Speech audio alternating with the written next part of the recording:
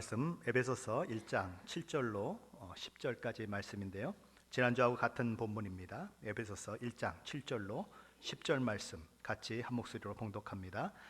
우리는 그리스도 안에서 그의 은혜의 풍성함을 따라 그의 피로 말미암아 속량 곧 죄 사함을 받았느니라. 이는 그가 모든 지혜와 총명을 우리에게 넘치게 하사 그 뜻의 비밀을 우리에게 알리신 것이요 그의 기뻐하심을 따라 그리스도 안에서 때가 찬 경륜을 위하여 예정하신 것이니 하늘에 있는 것이나 땅에 있는 것이 다 그리스도 안에서 통일되게 하려 하심이라. 아멘. 우한폐렴 코로나 바이러스 19에 의해서 교회들이 주일 예배를 온라인 예배로 대체하는 교회들도 늘어나고 있습니다. 우리 교회는 그런 와중에서도 이렇게 예배를 드리는 은혜를 누리고 있지요. 지난주에 3월 5일자 크리스찬 투데이에 한 사진이 올라왔습니다. 중국 교회의 사진이에요. 중국은 지금 세계에서 가장 많이 이 코로나 바이러스로 인해서 어려움을 겪고 있는 나라죠. 그런데 그 와중에 교회 모임을 하고 있는 교회 장소가 이 중국 정부에 의해서 완전히 폐허가 되었습니다. 그러니까 엎친 데 덮친 격이죠. 성도들은 어떻게 했을까요? 우한폐렴이 세계 최고입니다. 성전은 다 무너져 폐허가 됐습니다. 이 성도들은 무엇을 했을까요? 주일입니다. 그 폐허의 위에 앉아서 하나님을 예배하는 모습을 봐요. 저는 그것을 보면서 참 많은 감동이 밀려왔습니다. 그래, 우리는 이 믿음을 잃어버리고 있구나. 우리는 정말 이 예배의 소중함을 잃어버리고 있구나, 그런 생각을 합니다. 예루살렘에서 시작됐던 복음이 유럽으로 넘어가죠. 유럽에서 큰 부흥을 이룹니다. 근데 부흥을 이루고 나서 이제 등 따숩고 배부르다 보니까 점점 신앙을 잃어버립니다. 그 믿음이 이 아메리카 대륙으로 넘어옵니다. 아메리카 대륙에서 또 그렇게 부흥을 이루고 그럽니다. 등 따숩고 배부르고 그러다 보니까 또 복음이 어디로 넘어갑니까? 아시아로 넘어갑니다. 아시아로 넘어갔어요. 대한민국이 그 중에 하나가 되어서 큰 부흥을 이룹니다. 근데 그 아시아도 점점 믿음을 잃어갑니다. 등 따숩고 배부르면 초심을 잃어버리는 것입니다. 하나님을 예배하는 것이 얼마나 소중한지를 잊어버려요. 그래서 또 다른 곳을 향해서 복음은 흘러가는 것입니다. 그래서 복음은 정말 사모하는 마음이 있는 그곳에서는 왕성하게 놀랍게 역사하는데, 나라가 발전하고 경제가 발전하고 배가 불러지면 그 초심을 잃어버리고 그 복음은 또 다른 곳으로 흘러가더라는 거죠. 어디로 흘러갈지 하나님은 낮은 곳으로, 낮은 마음이 있는 곳으로, 정말 하나님을 사랑하는 곳으로 그 복음을 또 흘려보내실 것입니다. 오늘 저와 여러분은 이렇게 그런 와정 가운데 예배를 드린다고 하는 것, 그것이 얼마나 귀중한 것인지를 생각해야 하는 것이죠. 우리 하나님은 어떤 하나님이실까요? 우리 하나님은 좋으신 하나님이다 라고 우리는 이야기합니다. 우리에게 가장 좋은 것을 주시기를 기뻐하시는 분이시다. 왜 그렇게 생각을 합니까? 우리를 구원하시기 위해서 당신의 독생자 아들 예수 그리스도를 이 땅에 보내실 만큼 저와 여러분을 사랑하셨기 때문에 그렇습니다. 그러게 사도 바울은 7절 말씀에서 우리를 향하신 하나님의 은혜의 풍성함을 따라 우리가 우리 주 예수 그리스도의 피로 말미암아 속량 곧 죄사함을 받았다는 사실을 선언합니다. 어떻게 해요? 하나님의 은혜의 풍성함이 그 일을 이루었다고 얘기하는 것입니다. 그리고 8절에 와서는 하나님의 은혜의 그 풍성함이 넘친 나머지 우리에게 더 많은 다른 것들이 부어졌다고 선언하고 있는 것입니다. 하나님의 비밀을 아는 지식에 절대적으로 필요한 지혜와 총명을 우리에게 주셨다고 이야기하는 거죠. 지혜라고 하는 것은 여러 가지 대상 중에서 바른 것을 선택할 수 있는 능력을 말합니다. 반면에 총명이라고 하는 것은 우리가 일상생활에서 사용하는 의미와는 다른 의미로 오늘 본문에서 사용되고 있습니다. 총명이라고 번역된 헬라어 프로네시스라고 하는 이 말은 종종 신약 성경에서 생각하다라고 하는 말로 번역이 되곤 하는 그런 단어입니다. 여기서 생각한다고 하는 것은 깊이 생각하는 것을 말합니다. 마태복음 16장에 보면 예수님께서 예루살렘에 올라가 종교 지도자들에 의해서 고난을 받고 십자가에 죽으시고 그리고 죽은 후에 3일 후에 부활하실 것을 말씀하셨을 때에 베드로가 주여 그리 마옵소서라고 항변하는 장면이 기록됩니다. 예수님은 그런 베드로를 심히 책망하시면서 내가 하나님의 일을 생각하지 않고 도리어 사람의 일을 생각하는도다라고 책망하셨습니다. 여기 생각하다라고 하는 말이 오늘 본문에서 총명이라고 번역된 그 헬라어 원어와 똑같은 원어를 사용하고 있습니다. 고린도서 3장 2절에 보면 위의 것을 생각하라라고 하는 말씀이 있는데 이 생각하라고 하는 이 말씀도 오늘 본문에 총명과 같은 헬라어를 사용하고 있습니다. 총명이라고 하는 말은 그러므로 마음이 끌릴 뿐 아니라 이해를 함께 포함하는 이 마음의 상태를 가리키는 표현인 것입니다. 총명을 다른 말로 한다면 통찰력, 영적 분별력이라고 할 수 있습니다. 하나님의 일들의 가치를 분별할 수 있는 능력을 가리켜서 총명이라고 한다 그것이죠. 하나님께서 은혜의 풍성함을 따라 주시는 총명으로 인해서 우리는 영적 진리들을 분별하는 능력을 갖추게 되는 것입니다. 자, 그렇다면 하나님께서 우리에게 지혜를 주시고 총명, 다른 말로 하면 영적 분별력을 주신 이유는 무엇일까요? 하나님의 뜻의 비밀을 알게 하기 위해서라고 이야기하죠. 8절과 9절 말씀인데요, 우리 8절과 9절 한 목소리로 같이 읽어보겠습니다. 이는 그가 모든 지혜와 총명을 우리에게 넘치게 하사 그 뜻의 비밀을 우리에게 알리신 것이요 그의 기뻐하심을 따라 그리스도 안에서 때가 찬 경륜을 위하여 예정하신 것이니. 여기서 말씀하는 비밀이라고 하는 것은 어떤 이단 종파처럼 측근자들에게만 알려주고 다른 사람들에게는 알려주지 않는 그런 비밀스러운 어떤 것을 말하지 않습니다. 초대교회 이단이었던 영지주의자들은 자신들만이 신과 인간과 구원에 관한 완전한 지식을 가지고 있다고 하면서 진리란 소수의 고상하고 밝은 마음을 가진 자만이 알고 있는 비밀이라고 주장했습니다. 그러나 오늘 본문에서 말하는 비밀은 그 내용이 알쏭달쏭하고 불확실하고 그래서 이해할 수 없는 그런 것을 이야기하지 않습니다.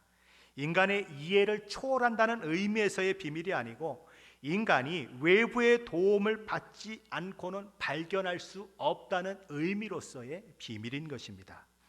기독교의 진리는 진리 자체가 이해될 수 없는 그런 비밀스러운 진리가 아니고 기독교의 진리가 비밀이라고 불리워지는 이유는 죄로 타락한 인간이 외부의 도움이 없이는 발견할 수 없는 진리이기 때문입니다. 그러나 외부의 도움을 받으면 어른이든 어린아이든 상관없이 누구나 이해할 수 있는 것입니다. 이 비밀은 원래 아무도 깨달을 수 없는 비밀이었어요. 그러나 하나님께서는 지혜와 총명을 주심으로 그 비밀을 알게 하시는 것이죠. 그러나 불신자들에게는 감추어진 비밀이 되는 것이고 이미 성령 하나님을 통해서 지혜와 총명이 부어진 신자들에게는 알려진 비밀, 그것이 오늘 본문에서 말하고 있는 비밀이라고 하는 의미인 것입니다. 사도 바울은 고린도전서 3장 18절에서 이렇게 말씀합니다. 아무도 자기를 속이지 말라. 저희 중에 누구든지 세상에 지혜 있는 줄로 생각하거든 미련한 자가 되어라. 그리하여야 지혜로운 자가 되리라. 사도 바울은 하나님의 비밀을 깨닫는 지혜로운 자가 되기를 원하거든 미련한 자, 어리석은 자가 되라고 권면합니다. 나는 아무것도 모릅니다. 나는 지혜와 나의 능력으로는 하나님의 비밀을 알 수도 없사오니 하나님 내게 지혜와 총명을 더하사 그 하나님의 비밀 십자가의 복음을 깨닫게 하옵소서라고 어린 아이처럼 하나님을 의지하라는 것입니다. 예수님 마태복음 11장 25절 26절에서 이렇게 말씀하십니다. 옳소이다. 이렇게 된 것이 아버지의 뜻이니이다. 내 아버지께서 모든 것을 내게 주셨으니 아버지 외에는 아들을 아는 자가 없고 아들과 또 아들의 소원대로 계시를 받는 자 외에는 아버지를 아는 자가 없느니라. 스스로 지혜롭다 여기고 스스로 슬기롭다고 생각하는 사람들은 결코 하나님의 비밀을 깨달을 수가 없습니다. 그러나 어린 아이처럼 자기를 낮추고 하나님 앞에 겸손히 무릎 꿇는 자들에게는 하나님께서 지혜를 주시고 총명을 주셔서 비밀을 깨달아 알게 하시는 것입니다. 사도 바울은 그것을 오늘 본문에서 이야기하는 것입니다. 그가 누구죠? 하나님께서 모든 지혜와 총명을 우리에게 넘치게 하사 그 뜻의 비밀을, 하나님의 뜻의 비밀을 우리에게 알리신 것이요, 그의 누구요? 하나님의 기뻐하심을 따라 그리스도 안에서 때가 찬 경륜을 위하여 예정하신 것이다. 구원의 진리는 그리스도인에게는 더 이상 비밀이 아닌 것입니다. 왜냐하면 그에겐 하나님의 비밀을 아는 지혜와 총명이 부어졌기 때문이죠. 그러나 비그리스도인에게는 여전히 비밀인 것입니다. 자, 이제 우리는 하나님께서 우리에게 왜 지혜와 총명을 주셨는지를 알게 되었습니다. 하나님께서 우리에게 지혜와 총명을 주신 것은 하나님의 뜻의 비밀을 우리로 알게 하기 위해서라고 했습니다. 그렇다면 하나님께서 우리에게 하나님의 뜻의 비밀을 알게 하심으로써 이루고자 하시는 목표는 무엇일까요? 첫 번째 목표는 우리도 그리스도 안에서 그리스도의 피로 제사함받아 하나님의 자녀가 되는 특권을 누리게 하는 데 있습니다. 먼저 골로새서 2장 2절 말씀입니다. 화면을 보시면서 같이 읽어 보시겠습니다. 이는 그들로 마음의 위안을 받고 사랑 안에서 연합하여 확실한 이해의 모든 풍성함과 하나님의 비밀인 그리스도를 깨닫게 하려 함이니. 2절 끝부분에 보면 밑줄 친 부분, 조금 두껍게 글자가 된 부분을 보면 하나님의 비밀이 누구라고 되어 있습니까? 예, 그리스도. 하나님의 비밀인 그리스도라고 되어 있습니다. 고린도전서 2장 6절로 8절 말씀이죠. 현대 성경으로 화면을 보시면서 한번 같이 읽어 보시겠습니다. 그러나 우리는 믿음이 성숙한 사람들 가운데서는 지혜를 말합니다. 그 지혜는 이 세상의 지혜나 곧 망하게 될 통치자들의 지혜가 아니라 감추어진 신비로운 하나님의 지혜입니다. 그것은 하나님께서 우리의 영광을 위해 세상이 만들어지기 전에 미리 마련해 놓으신 것입니다. 그러나 이 세상 통치자들은 그 지혜를 몰랐습니다. 만일 그들이 알았더라면 영광의 주님을 십자가에 못 박지 않았을 것입니다. 사도 바울은 이 세상의 지혜나 세상 통치자들의 지혜와 전혀 다른 감추어진 신비로운 하나님의 지혜에 대해서 설명합니다. 이 지혜는 우리 주 예수 그리스도의 십자가 대속의 죽음을 통해서 우리를 구원하시고자 하셨던 하나님의 계획을 말씀합니다. 그러나 세상 통치자들은 자기 지혜로 이 사실을 전혀 알지 못했다는 것입니다. 하나님께서 창세 전부터 이 세상을 구원하시기 위해서 작정하신 대로 독생자 예수 그리스도를 세상에 보내셨지만 세상이 이를 알지 못한 이유는 무엇입니까? 그러면 그 이유는 그들에게는 세상의 지혜가 있었지만 하나님께서 주시는 지혜가 없었기 때문이라는 것입니다. 하나님께서 저들에게 지혜와 총명을 주시지 않았기 때문에 저들은 눈을 뜨고 있어요. 예수 그리스도를 눈으로 보고 있어요. 그런데 하나님의 비밀인 예수 그리스도를 알아보지 못하는 것입니다. 마치 소경같이 되어 있는 거죠. 저들에게는 열려 있습니다. 예수님을 통해서 말씀을 듣고 있지만 마치 지벙어리처럼 예수님이 하시는 말씀을 전혀 알아듣지 못하고 있는 거죠. 그들은 세상에서 엄청나게 똑똑한 사람입니다. 그러기에 학식이 있고 또 권력 있는 사람들이기에 그 높은 통치자의 위치까지 올라온 사람들입니다. 그런데 그렇게 지혜가 많고 그렇게 똑똑한 사람들이 영적으로는 너무나 미련하고 어리석어서 마음으로 깨닫지 못하고 있는 것입니다. 그러기에 그들은 하나님의 아들이 이 땅에 오셨는데 그럼에도 불구하고 그 아들을 십자가에 못 박는 그 일을 하고 마는 거죠. 로마서 16장 25절로 26절에서는 이렇게 말씀합니다. 우리 또 화면을 보시면서 같이 읽어 보시겠습니다. 같이 읽습니다. 하나님은 내가 전하는 기쁜 소식과 예수 그리스도에 관해서 선포된 말씀으로 여러분을 믿음에 굳게 세우실 수 있습니다. 그 기쁜 소식은 오랜 세월 동안 감춰져 있었던 비밀이었습니다만 이제는 영원하신 하나님의 명령으로 예언자들의 글을 통해 계시되고 알려져서 모든 민족이 믿고 순종하게 되었습니다. 바울이 전했던 기쁜 소식, 복음, 곧 우리 주 예수 그리스도의 십자가 죽음을 통해 이루신 구원의 기쁜 소식은 오랜 세월 동안 감추어져 있었던 비밀이었습니다. 그러나 이제 나타나게 되었다는 거죠. 이제 그 비밀이 나타나고 알려짐으로써 수많은 사람들이 복음을 듣고 믿고 순종하게 되었다는 것입니다. 어떻게 그런 일이 가능합니까? 지혜와 총명의 신인 성령 하나님께서 그들에게 지혜와 총명을 넘치도록 부어주셨기 때문인 것입니다. 고린도전서 2장 10절로 12절 말씀에서도 동일한 취지의 말씀을 하고 있습니다. 우리 화면을 보시면서 또 천천히 같이 읽어보시겠습니다. 오직 하나님의 성령으로 이것을 우리에게 보이셨으니 성령은 모든 것 곧 하나님의 깊은 것까지도 통달하시느니라. 사람의 일을 사람의 속에 있는 영 외에 누가 알리요? 이와 같이 하나님의 일도 하나님의 영 외에는 아무도 알지 못하느니라. 우리가 세상의 영을 받지 아니하고 오직 하나님으로부터 온 영을 받았으니 이는 우리로 하여금 하나님께서 우리에게 은혜로 주신 것들을 알게 하려 하심이라. 하나님의 영인 성령 하나님 이외에 하나님의 일을 알 수 있는 존재는 없다고 선언되는 것입니다. 그러기에 우리가 하나님께서 우리에게 허락하신 은혜를 깨달아 알 수 있으려면 우리는 절대적으로 성령님의 도우심을 받아야 하는 것입니다.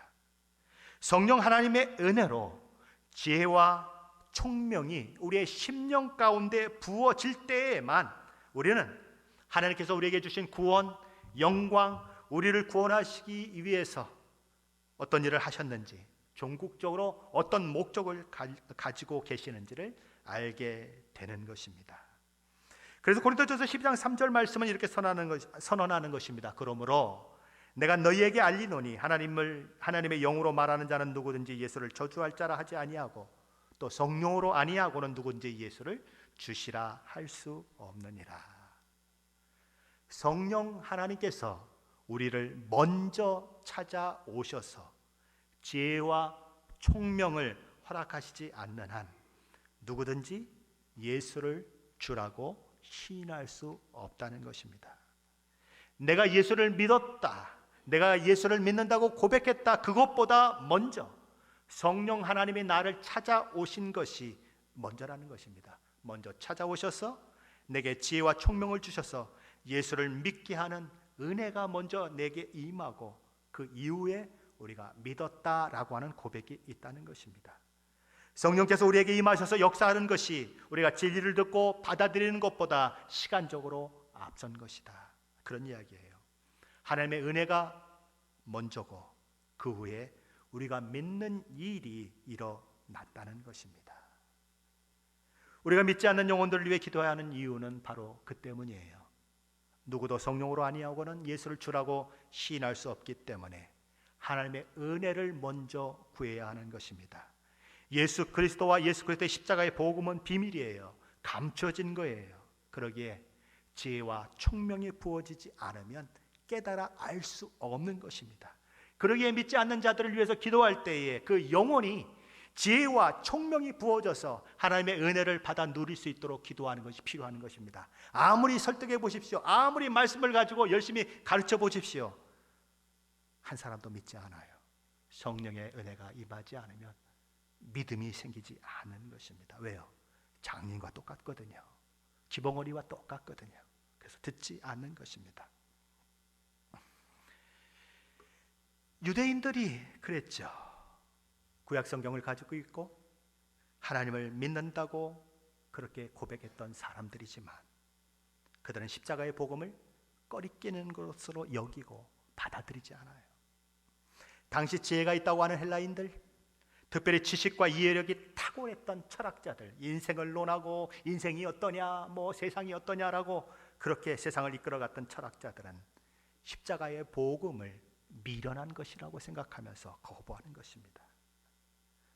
그러므로 하나님의 비밀을 알려면, 예수 그리스도의 십자가의 대속의 은혜를 경험하려면 세상에 속한 지혜와 인간의 힘과 인간이 가진 능력을 의지하려는 마음을 버려야 하는 것입니다. 그렇지 않으면 누구도 결코 구원을 경험할 수 없습니다.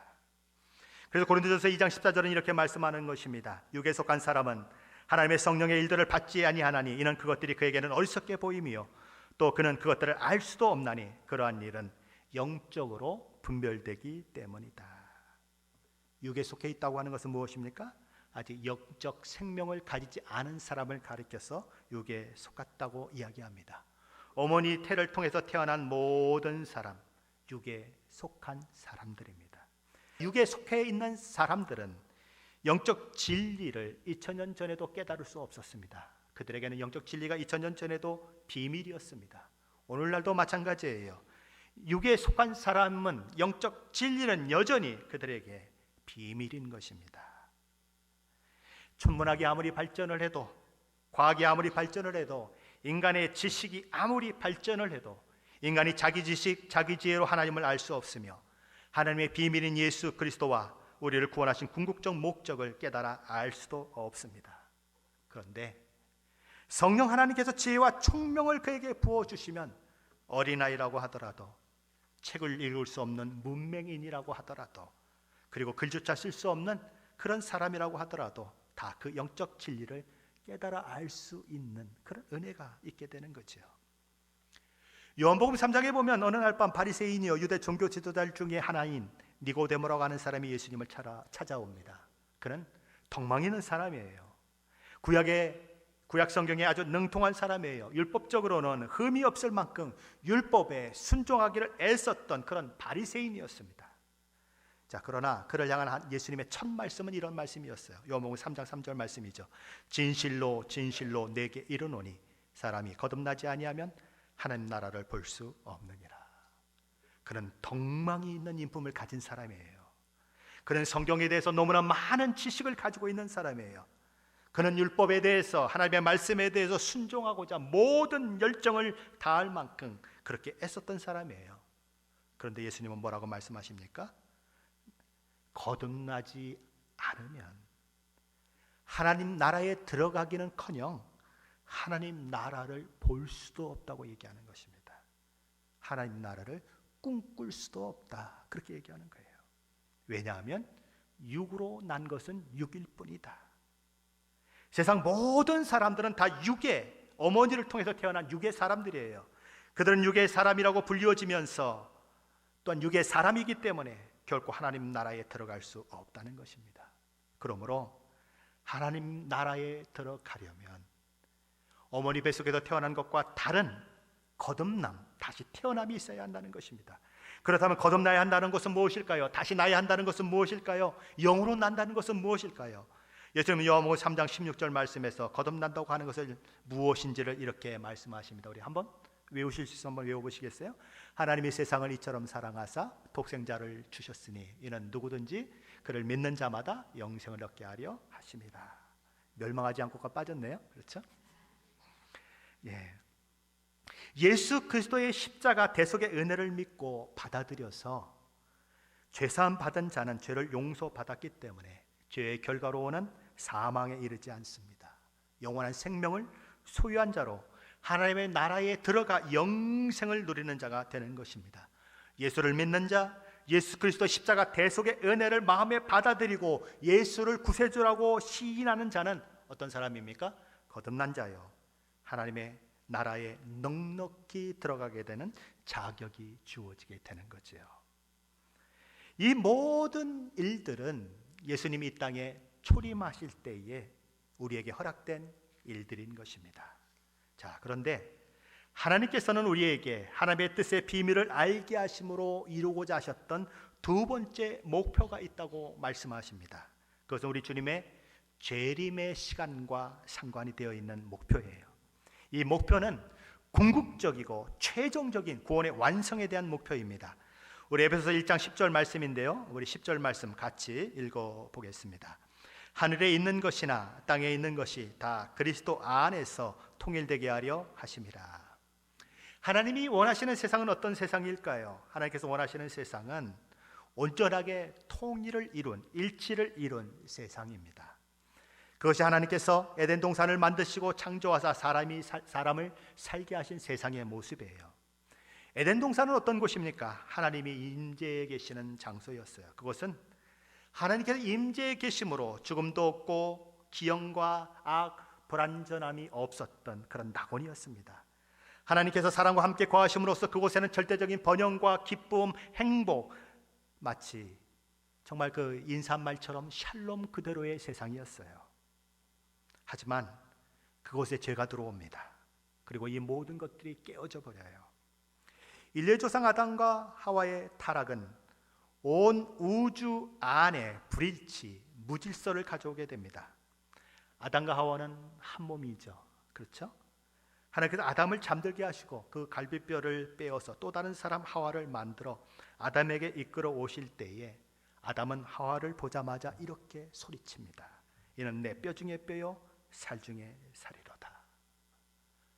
뼈 중에서도 뼈요 살 중에서도 살이로다. 이 고백은 어떤 고백일까요? 제가 우리 집사람한테 사랑 고백할 때 이 말씀을 썼어요. 아담이 하와를 향해서 최고의 사랑의 고백을 하는 것입니다. 내 뼈 중에 뼈요, 내 뼈 중에서 가장 최고의 뼈요, 내 살 중에 최고의 살이로다. 쉽게 말하면 당신은 나 자신보다 소중합니다 라는 그런 사랑의 표현이에요. 아담이 하와를 얼마나 기뻐하고 얼마나 사랑했는지 이 고백 속에 그 사랑이 툭툭 떨어지고 있는 거예요. 자, 그런데 아담이 선악과를 따먹고 어떻게 변했을까요? 하나님께서 나와 함께 있게 하신 여자, 그가 그 나무 열매를 내게 주므로 내가 먹었나이다. 핑계대면서 책임을, 세상에 나보다 더 소중합니다라고 고백했다가 언제인데 하와에게 그 책임을 떠넘기는 거죠. 부부 사이에 문제가 생겼다는 것입니다. 저와 여러분이 왜 싸워요? 부부인데 왜 맨날 이렇게 얼굴 찡그려요? 죄 때문에 그래요. 부부 사이에만 문제가 생긴 것이 아니고 형제 사이에도 문제가 생겼습니다. 아담의 아들 가인은 자기 동생이 자기보다 더 의롭고 자기보다 더 하나님께 인정받자 그것을 견디지 못해요. 미움과 시기로 결국 자기 동생을 살인하고 맙니다. 가인은 뭐라고 얘기하죠? 내가 두렵습니다. 내가 세상을 돌아다닐 때 다른 사람들이 나를 보고 죽이면 어떡합니까? 이웃과의 관계 속에서도 어려움이 생겨요. 가인의 자손 중 라멕이라고 하는 사람이 있습니다. 그는 사람을 쳐 죽였어요. 근데 그 살인에 대한 후회조차 없는 악한 모습을 가지고 이야기하는 모습을 보게 되는 것입니다. 이 죄의 영향은 사람과 사람 사이에만 일어난 것이 아니에요. 사람과 짐승들 사이에서도 영향을 미치게 됩니다. 세상에 창조된 모든 짐승들은 다 아담의 권위 아래에 있었어요. 아담의 통치에 순종했습니다. 하나님께 그 모든 짐승들의 이름을 아담이 어떻게 짓나 보시려고 그 짐승들을 아담에게 이끌어 오시자 아담은 그들에게 이름을 지어주지요. 너는 오늘부터 사자야. 너는 오늘부터 내 이름이 코끼리다. 너는 오늘부터 토끼야. 아담으로부터 자기 이름을 부여받은 짐승들은, 동물들은 어떻게 했을까요? 너무나 좋아하는 거죠. 아담이 지어준 이름으로 자기가 불려지는 것을 보면서 너무 즐거워하는 것입니다. 아담은 그 동물 중에 어떤 것도 두려워할 필요가 없었어요. 무서워할 필요가 없었어요. 다 아담의 말에 순종하는 아담의 다스림 가운데 있었기 때문에 그렇습니다. 그러나 죄는 그 모든 조화, 그 모든 평화를 다 깨뜨려 버립니다. 동물들은 사람을 무서워하게 됩니다. 사람은 동물을 무서워하게 돼요. 사람은 동물을 죽여 잡아먹고 동물은 사람을 죽여 잡아먹는 일까지 발생합니다. 죄는 인간과 동물 사이의 그 관계도 완전히 무너뜨렸어요. 인간의 죄는 그것뿐만이 아닙니다. 자연까지도 신음하게 만들었습니다. 아담과 하와의 죄 때문에 땅도 저주를 받아요. 그래서 땅은 가시덤불과 엉겅퀴가 납니다. 그래서 아담은 어떻게 해야 합니까? 그 모든 것들을 제거하고 또 제거하고, 제거하면 또 나오고 제거하면 또 나오고, 그래서 땀을 흘리면서 그것들을 제거하고 땅을 가꿔야, 그리고 거기서 씨를 뿌려야 겨우 곡식을 먹을 수 있는 그런 상황이 만들어졌죠. 우리가 사는 우리 현재 이 세상을 바라보면 어떻습니까? 코로나 바이러스 19, 우한 폐렴이라고 불리우는 이 전염병이 세계를 강타하고 있습니다. 중국과 한국이, 그리고 우리가 살고 있는 이 미국, 특별히 워싱턴주를 두려움에 떨게 만들고 있습니다. 어제 저녁 시간으로 코로나 바이러스 19 발생국이 103개국이 됐습니다. 확진자가 10만 6,192명, 그리고 사망자가 3,602명이 됐습니다. 더 많이 늘어날 거예요. 나라와 나라의 전쟁의 소식은 끊임없이 일어나고 있습니다. 강도질하고 도둑질하고 살인하는 소식들은 하루도 쉬지 않고 매스컴에 오르내리고 있습니다. 미움과 다툼, 시기와 분열과 핍박, 그리고 부패함이 이 시대의 특징이 아닌가 생각할 만큼 그런 시대를 우리는 맞고 있습니다. 앞으로는 또 어떤 무서운 일들이 일어날까요? 사스가 지나갔더니 메리스가 오고, 메리스가 지나갔더니 우한폐렴이 오고, 우한폐렴이 지나가면 또 뭐가 올까요? 우리는 예측 불허의 세상을 살고 있습니다. 수많은 두려움들이 우리를 그렇게 덮쳐오는 그런 시대 가운데 우리는 살고 있습니다. 이 세상 한번 살펴보십시오. 이 세상은 희망이 있을까요? 아니요. 희망보다는 절망입니다. 자, 그런데 하나님께서는 이 모든 불일치와 불협화음과 모든 문제가 그리스도 안에서 일치를 이룰 것이고 조화를 이룰 것이고 모든 문제가 해결될 것이라고 말씀하고 있는 것입니다. 마지막 시대 우리 주님께서 재림하시는 그날 처음 하늘과 처음 땅은 다 사라질 것이고 새 하늘과 새 땅이 이 땅에 임할 것이라고 선언하는 것이죠. 그때엔 에덴 동산에서 하나님께서 늘 거니시며 아담과 하와와 말씀하셨던 것처럼 하나님께서 영원토록 우리와 함께 계실 것이며 우리는 하나님의 백성이 될 것이라고 선언되는 것입니다. 그때는 눈물이 사라질 것이고 죽음이 더 이상 존재하지 않기 때문에 죽음으로 인해서 애통하거나 곡하는 것도 없어질 것입니다. 그때에는 질병도 어떤 전염병이나 상암도 없을 것입니다. 더 이상 밤이 존재할 필요가 없습니다. 성문은 활짝 열어 젖혀져 있을 것입니다. 왜요? 그 안에는 속된 사람이나 가증한 사람이나 거짓말하는 사람이 없기 때문에 그렇습니다. 누구도 의심할 필요도 없고 누구도 두려워할 필요가 없는 그 시대가 온다고요. 그때에는 이방인도 유대인도 어느 민족도 더 이상 전쟁과 분열, 미움과 다툼 없을 것입니다. 왜냐하면 모든 인류가 그리스도 안에서 하나가 될 것이기 때문입니다.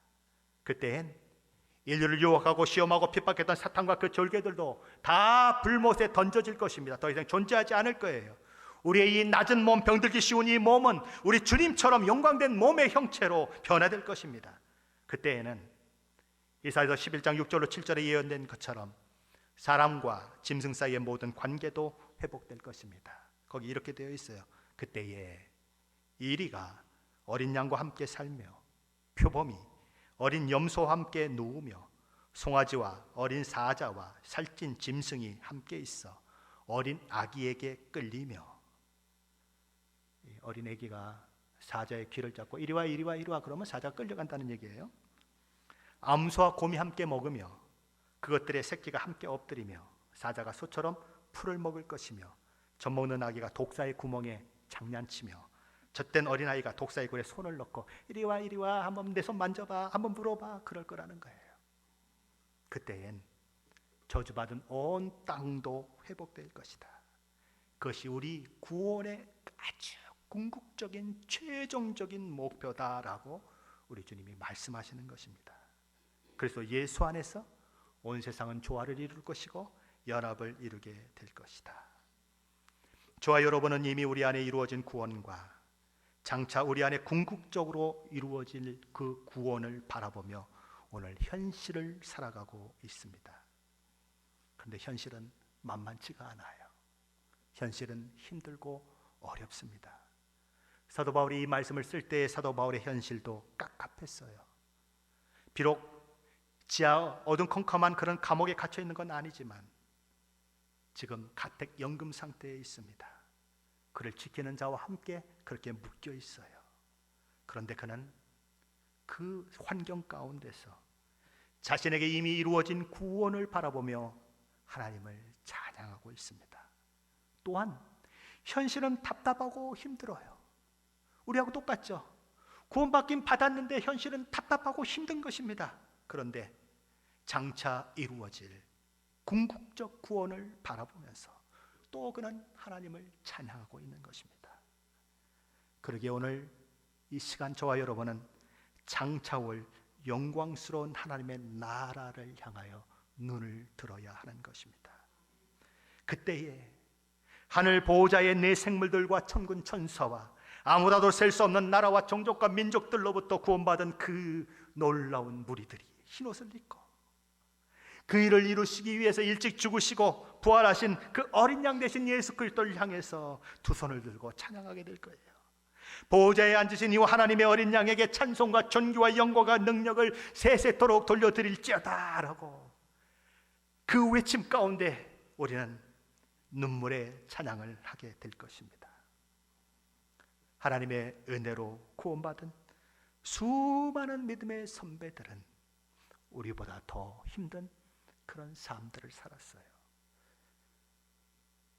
우리보다 더 힘든 그런 역경 가운데, 고통 가운데 있었어요. 그들은 어떻게 그 모든 것들을 견뎌냈을까요? 나 구원받아서 그거 하나로 견뎌냈을까요? 아니요. 그것 플러스 궁극적으로 이루어질 그 구원, 하나님 나라에서 내가 받을 그 놀라운 기쁨, 은혜, 그것들을 생각하면서 그들은 현실의 답답함, 현실의 어려움, 현실의 아픔을 견디고 이겨냈습니다. 그들은 1차 세계대전도 겪었고 2차 세계대전도 겪었고 콜레라로 인해서 유럽 전역이 3분의 1도 넘는 사람들이 죽어 나가는 것들도 다 보았습니다. 그런데도 전쟁도 전염병도 지옥불에서 나는 것 같은 모진 고통도 궁극적인 구원을 바라보는 그들의 믿음을 꺾을 수 없었어요. 그들의 믿음이 꺾이지 않았기 때문에 오늘 저희가 이렇게 복음을 듣고 믿음의 자리에 있는 것입니다. 다른 어떤 피조물이라도 우리를 그리스도 예수 우리 주 안에 있는 하나님의 사랑에서 끊을 수 없으리라. 하나님의 약속의 말씀을 붙드십시오. 저와 여러분을 구원하셔서 영광의 나라에 들어가게 하실 하나님을 소망하면서 인내하십시오. 믿음의 삶을 살아내십시오. 두려움이 밀려올 때에 하나님을 소원하십시오. 하나님을 바라보십시오. 그럴 때에 우리는 이 두려움을 이기고 승리하게 될 것입니다. 그러는 내가 저 여러분 가운데 있으시기를 예수 그리스도 이름으로 간절히 축원합니다. 기도하십시다.